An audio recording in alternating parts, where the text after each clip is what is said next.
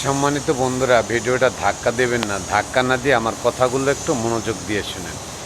এই যে একটা গাড়ি, ধরেন এই গাড়িটা হলো 11, 25, 23।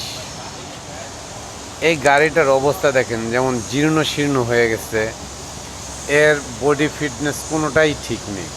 তেমনি আমাদের জীবনটাও, প্রথম যে সময় এই গাড়িটা নতুন ছিল, দেখতে কত সুন্দর লাগছে, কত সুন্দর পরিবেশে দেখাচ্ছে, কিন্তু যখন এর বয়স হয়ে গেছে তখন সে জীর্ণ শীর্ণ হয়ে গেছে, তখন আর তার আগের রূপে চেনা যাচ্ছে না। তাই আমাদের সবার জীবনটাই কিন্তু এরকমের।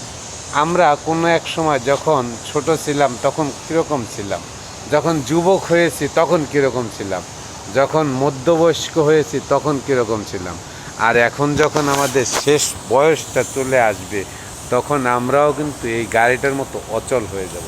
তখন আমাদেরকেও আর কেউ কদর করবে না। যেমন এই গাড়িটা যেরকম রাস্তার সাইডে পড়ে থাকে, তেমনি আমরাও এক সময় এইভাবে রাস্তার সাইডে পড়ে থাকব। কথাটা বাস্তব হলে